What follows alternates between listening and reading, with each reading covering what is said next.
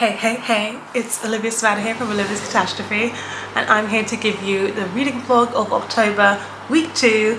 If you haven't watched week 1, yes, I'm in my pajamas, and yes, this is exactly where I finished the last vlog. I just wanted to open it here for you before I start getting ready for work, get going, and we go through the day. And I'll talk to you soon with more updates.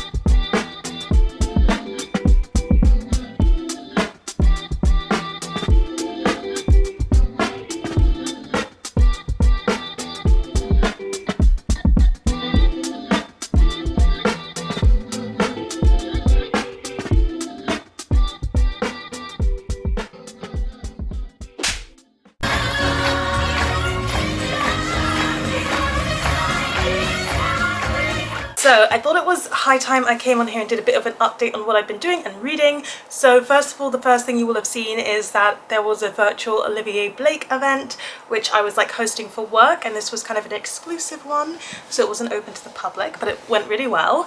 And I always get a bit nervous with these things because of time zones and making sure that everybody's got the right time zones so that everybody really does show up. And then I went out for dinner with my sisters. We went to Byron Burger, and I have to say the burger that I had was exquisite. Very good burger. And we went to watch the musical Hercules, which was a massive disappointment. For reference, I really love the film Hercules. I think it's one of the best Disney films out there, one of the best kids films out there, and we as a group, collective sisters, absolutely 10 out of 10 adore it. For starters, Hades is such a big part of the musical, and he was a terrible actor. I'm sorry, the acting was terrible.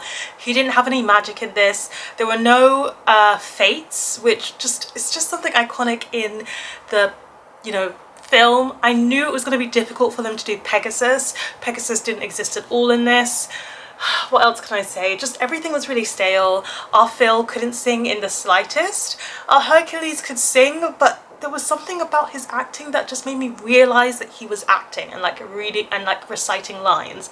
So it just didn't feel very natural. The only thing that was very good about this was our Meg and our Muses. The Muses absolutely stole the show. They carried that whole show on their back. 10 out of 10. I'm glad I went to see it just to see the Muses, to be honest, because those women were singing their souls out, and as well as singing their souls out, they had amazing costume changes. Some of them had wig changes. They gave the sass and the attitude of the Muses, and they were everything that I hoped that I would see on stage. I will also say that our Meg was very good. She sang very well, and when she did I Won't Say I'm in Love, she hit every single note. And of all the actors, she was the one that kind of acted the way that Meg does in the TV series and hit that sarcasm on its head. Another thing that really bothered me about this production is that they edited the songs, and I just didn't understand why they made those changes and those edits, especially to the songs, because the songs are just so iconic as they are and serve their purpose. I understand that maybe for runtime you need a couple more in there, but why are you changing the classics that are perfect just the way they are? In the end, I didn't really like this, and it's on the bottom end of the list of things that I've seen in theatre. But let's talk about the books now. So I'm like under 100 pages from the end of Don't Let the Forest In. I'm just going to sit over there and I'm going to finish reading it after this clip. Please check out vlog number 1 for Gothtober. But generally with this, I really am enjoying it. I think it's very good. I just can't stop making Raven Cycle comparisons, because if you took Adam Parrish and you took Ronan Parrish and you mashed them together and then you like chewed them up and you spat them out into something resembling a forest, you would get Don't Let the Forest In. And it's just so angsty. But I will say that the middle of this book just got a little bit repetitive, where they would be doing what they need to do and then they would have these feelings, and then they would do what they need to do and then they would have these feelings. And I was like, I'm getting a bit, I never thought the day would come when I would say this, but I was like, I'm getting a bit too much angst. We can lay off it just a tad and we can have some different things happening, because it was feeling a bit repetitive in the middle there. But now I'm in the home stretch, I'm towards the end, and everything is kicking off. The YA romance element is really kicking off right now. I'm in the thick of it and I am very much enjoying it. A lot of this romance is very much tied into asexuality, because we have our asexual main character and like his feelings about this. We've also got like 2 boys who are falling in love, and I just really am appreciating the ace representation in this. And to be honest, you know, I haven't read that much ace representation. I have read some, but I actually have to dig so hard to find it. And I've read some very good ace representation, but I actually think this is my favorite ace representation that I've read in a fiction book so far, because, you know, I'm not ace myself, so this is not an Own Voices review, but the author is Own Voices for the ace representation themselves, and it just strikes so true. And there's just something about the writing of it where I'm like, oof, you know, this comes from a place of understanding and familiarity. As well as that, I'm feeling the exact same way about the autism representation, because while the autism is not really named in this yet, the ace representation is, the autism is not named, the author themselves have, you know, named it, so it is that representation, and it just feels really, you know, true and accurate. And I'm just like, the disability representation in this is great, the queer representation in this is great, so I'm very impressed by the representation, and I'm very impressed with the way that the representation is tying into the story. It's got a lot of like fairy tales, monsters, macabre to it, and I'm really curious because the tagline on this book says not every fairy tale has a happy ending, so I don't know how this book is going to end, and that's why I'm excited to get to the end, because I want to know how it's going to come together. And then an update on the lives of Locke and Lamora. Again, if you want my thoughts on the beginning of me reading this book, it's in the week 1 vlog. I am now well over halfway. I'm at page 315 out of 530, so I've got about 200 pages left, and I am at a big climactic point. So I'm basically at the point of the book where if this was any other book, this would be the end, you know? This is the end chapters of a normal book. So the fact that I've still got 200 pages left makes me very, very curious about where this plot is going. And the whole time that I've been reading this book, I'm like, I can't predict anything. I don't know what's going to happen. I don't know what the plot is going to be like. And loads of stuff just went down, and I'm just like, well, what to do? I have no clue what's going to happen. I need to keep reading to find out what's going to happen. So I still think I'm primarily reading for the plot. The present day storyline has really improved. In fact, there was a scene in this which had to do with being out of a window. That's all I can really say, and that actually made me laugh quite a lot, and I was like, actually this is quite funny and entertaining. And I don't think I'd gotten funny and entertaining from this book yet, because it had been so nitty-gritty, so I enjoyed that funny and entertaining element. But otherwise, it's just a very intelligent heist book, you know? It's very intelligent, it's very layered, and I appreciate that. I like a book that shows that the author has thought about this and done a good plot making. I am a character-driven reader though, and the thing that I was struggling with the most is that I wasn't feeling the found family feels that I think the author is going for, and I'm still not quite there. I just don't understand. The only character that I really actively care about emotionally and like is still Locke himself, and actually that's only recently that I've actually started to care about Locke. That's how I'm feeling about my 2 current reads.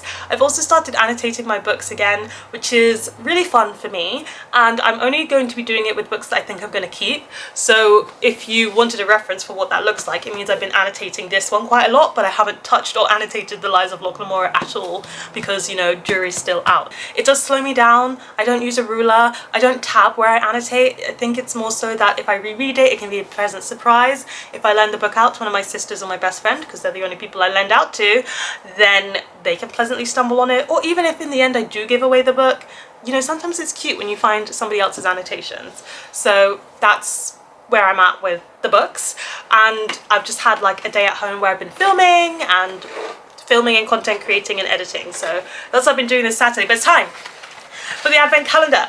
Yes, we're getting so close to the end, and every day we get closer to the end I get happier, because I have my eye on a different advent calendar, and I've wanted to buy it for over a year and I haven't been able to do it because we're still on this one. So we're going to finish this one up in the next few vlogs so I can get another advent calendar that we can work with. Okay, we're on number 21. Let's see what we get here. Winter Glühwein. Oh my gosh. Oh my gosh. Okay, I'm so excited. Oh my gosh.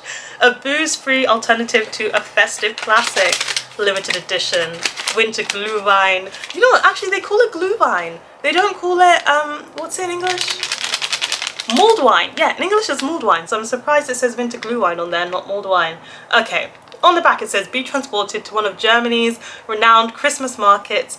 Oh, I've been to Germany's Christmas markets and they're so good. They're the best Christmas markets in the world for a reason. You can come on that trip with us. I'll leave a link to my Berlin vlog, my Berlin Christmas New Year vlog if you want to join us.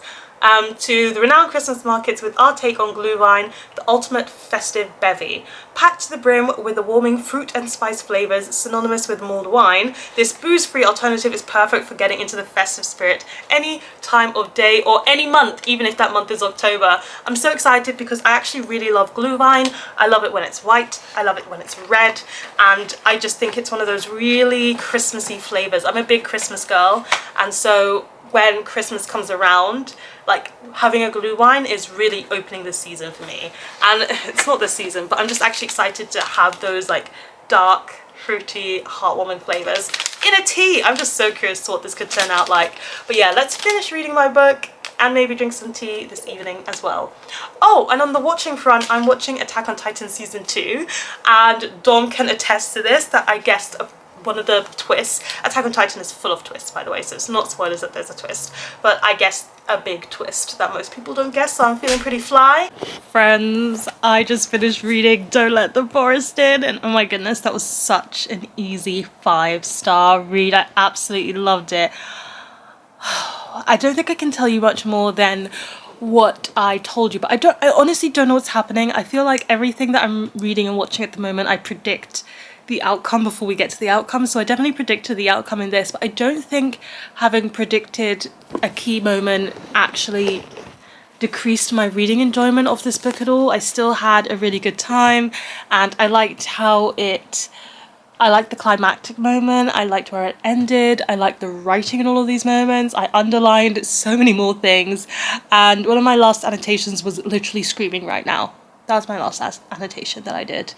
Just beautiful, beautiful writing. And these boys have crawled into my heart and are here to stay, along with this forest. So that was a really, really good read. And I think I'm just gonna chill for the rest of the night. I was gonna watch TV, but I'm in that moment where I don't have a book hangover because I'm gonna start a different book tomorrow. I'm gonna start reading Camp Damascus next, I think. But I don't wanna start watching a new TV series because I still wanna be in my feelings of having finished that book. I still want to think about it. So I don't think I'm going to watch TV tonight. I think I'm just going to chill and do some of my other hobbies and listen to music and stuff like that, because I want to process that ending and just live in this fangirl moment a little bit longer.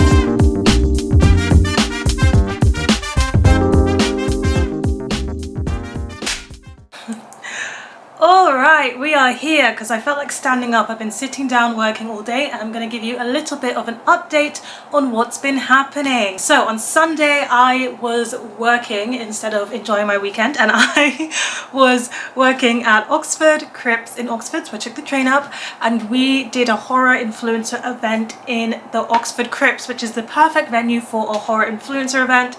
This went really well and there were two authors there, Lee Radford, who is one of my authors I work on, and then also Charlotte Cross, who a colleague works on, but I was covering because my colleague wasn't able to make it that Sunday. And it was really nice. It was like all creepy and gloomy down there with all those stones, and I got to meet some of the influencers that I know online who I've met before, but also some who I've been talking to for a while now, so it was nice to see all of them. And I had some like stir fry in Oxford. It was all really good, but I came back super late at night because yeah, you got to do the cleanup as well as the setup and the, you know, everything. So I got back super late at night after enjoying myself at that horror event. Finally got my copy of One Yellow Eye signed, and I also got my Proof of the Brides by Charlotte Cross, so it comes out next year, signed. So that was really nice. And then I got home and my mum was here. She stayed with us for like 2 nights and it was actually really helpful to have her here. As you guys know, I am a carer, and so sometimes, you know, when you're caring there's a lot of things to do, and cleaning is the one that gets lost the most because all the cleaning in this flat is me. So because I have to do pretty much all the chores, which is fine, it just means that sometimes, you know, when things are busy, some things fall through, and things have been so incredibly busy at work. That's why these vlogs are not the most fun. It's because I'm doing a lot of stuff for work at the moment. October is my busiest work season, as well as November, and it's just kind of hitting me all in the head, and I don't have that much energy, and I don't have that much time for reading, and I don't have that much time for vlogging. So I'm doing my best. But yeah, so she was here and she was really helpful, and while she was doing some ironing for me, I introduced her to Sinners, which was great because then I got to rewatch Sinners for the first time, and it just reminded me of how much I love Sinners as a film and how fantastic I think it is. And my mum after that said it's the best film that she's seen all year. She's not a big film watcher, so to be fair, she has very few films to compare it to, but that is still a win, and I'll take it because she has been watching stuff this year. And then let's talk about the books, because I've been reading some books, kind of ish. So the main one is, like, I finally finished reading The Lives of Locke Lamora. I actually finished reading this morning and I did really enjoy it. You know, at the end I kind of saw, you know, there were some things that were very well foreshadowed, and I was like, I bet this scene is going to be important later on, and guess what? It was important later on, but also I just think it was like well done. When I finished it I was like, bravo, bravo, Scott Lynch knows how to write, he knows how to storytell. And I think I've been saying that I've not been feeling as connected to these characters, and in the last 100 pages, so after 400 pages of narrative, I finally decided I had a favourite character, and in that chapter that I decided he was my favourite character, he was in a lot of peril. I'm not going to say if he survived or not. I haven't even said who his name is. Chat me in the comments if you want to know who I really liked in the end. But yeah, it was a good ending. It was a good book. Thoroughly enjoyed. Good plot work. I think it's been a long time since I've read a book where world building is not the main thing and characterization is not the main thing, but plot is the main thing. And it's just not something I read very often. It's either one of the other two. And so I was just like not sure, you know, how I feel about it. But the plot paid off, and I think it's a good book. I think it's a worthwhile reading book, and I had a lot of fun with it. And at the end I was kind of, you know, ignoring everything so I could finish this book, which is always a good sign. This is a trilogy. It's supposed to be a quartet. When will the author write the last book? Who knows? It's a bit of a George R.R. Martin situation. I'm not convinced that I should read the sequel because I've heard bad things about it, and I know it has something to do with pirates, and I'm not a big fan of pirates myself. Still not convinced. So it might just be one and done. We'll see. It really wraps itself up very well in this book, so it could be a standalone. You know what? I was just like tired, and when I'm very tired, do you know what? I start to want to read romance books, and I am so tired lately because I have been working so hard. So to balance out, I started reading Loathe to Love You by Ali Hazelwood. This is a collection of 3 short stories. They are all hate to love romances, and I didn't know that when I started. You know, the title is called Loathe to Love You, and I didn't realise they would all be some kind of enemies to lovers situation until I read the first one, and then I started the second one, and I'm like, why is this the enemies to lovers situation? And then I was like, oh, hang on, it's in the book title. So yes, these are all, you know, hate to love romances, and I read one day, and then the second one the next day, and I've kind of dragged my feet on the third one. I haven't started it yet. So the first one, I'll just go through them. The first one, They're all, by the way, really revolving around tropes. So the first one follows this woman who is left half a house in her inheritance, and the other half of the house belongs to somebody else, and she moves in, so they're kind of like reluctant roommates, and they get on each other's last nerve. That's where the romance starts. And then the second one is called Stuck With You, and she like has a really good date with this man, and then he does something which makes her really not like him, but they work in the same building. They both get into the lift breaks down, and they're stuck in the lift together. So yeah, that's what these two books are. They have a narrative formula that they follow where you are shown a scene, and then it's like 3 weeks ago, 2 weeks ago, 1 week ago, and then you catch up to where you are. And that's kind of the formula that she has for these, which I did read Problematic Summer Romance, you know, earlier this year, and that was the format there as well. And that's not the format that Love Hypothesis was in, and these are the only 3 books of hers I've read, so I don't know if she like keeps leaning on that format or not. But what can I say about these books? Like, I think Ali Hazelwood puts, you know, crack between her pages, because I don't understand. I don't particularly like the hate to lovers trope. It's one of my least favourite romance tropes. These characters are quite, you know, similar. Like, all the women in this are the same, and all the men in this are quite similar as well. They're all just such simps for the woman, and the woman just misses all the cues and the hints and the obvious tips that they're throwing the woman's way.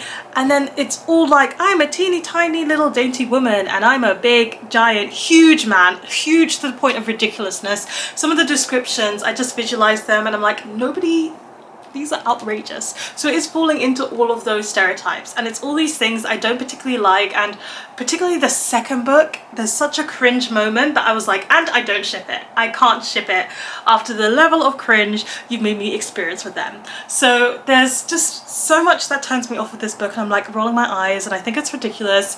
And yet I sit down and I read these 100-page stories from start to finish, and I can't stop, and I'm having a good time. And it's a really odd feeling for me, because one of the things that puts me on board with a romance is like shipping the characters together, or at least liking one of the characters that's in this romance story. And I can safely say for both of these short stories, I have not cared about the characters at all. I have not really shipped their romance. I don't anti-ship it, but I'm not for it and wishing for them to have that moment of getting together. None of that situation, and yet I cannot stop reading. So I'm having a good time, but I'm just like, it's not the best quality time, but I'm still here for it. I'm very confused, but continuing on. And I just need to read the last short story, which is called Below Zero, and it's set in Norway, I think. And also you can tell that Ali Hazelwood has a thing for Scandinavian men, and that's fine, but sometimes it falls a bit onto the side of feeling a bit like exoticism, especially in the second short story. It kind of made me uncomfortable. I was like, nah. And then last but not least, I started reading Camp Damascus by Tingle. This is a horror book that's set in this like ultra religious right-wing extremist community, and she is the daughter to a pastor, I believe, and there's this camp, which is a conversion camp. You know, if you're queer, you get sent to this camp to kind of get the queerness knocked out of you, apparently. And they do exist, and they are terrible. And yeah, she starts like coughing up moths and seeing some really strange stuff, and she's like, what is going on? And so I am 70 pages in. Wow.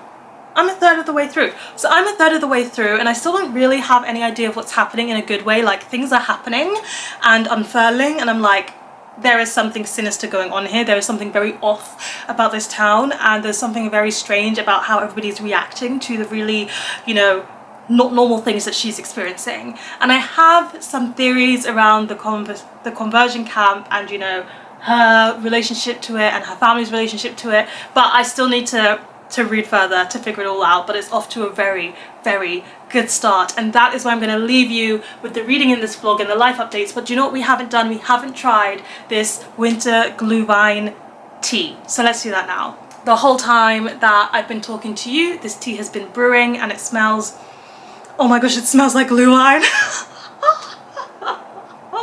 It smells like glühwein. Oh my gosh, it's just Oh, I love glue wine so much. I know I already said this, but the smell is just so strongly of it. I guess because the only thing in glue wine that's like alcoholic is the wine itself, but it's really like glue wine is very heavy on the sugar and the spices and the flavoring, so you can probably mimic that with tea really easily. Even the tea bag smelled like this. Oh. Wow. Wow, I brewed it strong. Let me take this tea bag out. 10 out of 10. 10 out of 10. Woo! 10 out of 10. Do you know what? I think this is probably my favorite tea alongside the cold brew. Like, I think discovering cold brew as a whole format of tea that I like and can like is a pretty big win for this calendar, but this tea is my favorite of the hot teas. I could drink this every single day in December. And the sad thing is on the packet it said limited edition, I think, so I don't know if they continued making this, but if I can find a box of it for this December, oh my gosh, my life would be complete. I need to find a box of this somewhere. Tea Pigs winter glue wine tea, please let there be a box, because I will drink it literally every day of December and I will be a happy woman. And so with that, we've come to the end of this second vlog. It was a bit longer than a week, but you know what we had to do. Thank you so much for joining me. Please let me know in the comment section down below, on average, you know, out of 10, how often does your reading go off skew? Because you know what, I wasn't supposed to read The Lives of Locke Lamora this month and I did it anyway. So are you someone who sticks to a TBR? Are you someone who YOLOs? How does it go with like sticking to what you plan to read? Give this video a thumbs up if you enjoyed it, hit the subscribe button if you want to see more, and don't forget to hit that notification bell to be updated every time I have a new video. And you know what they say, onwards and upwards, Excelsior.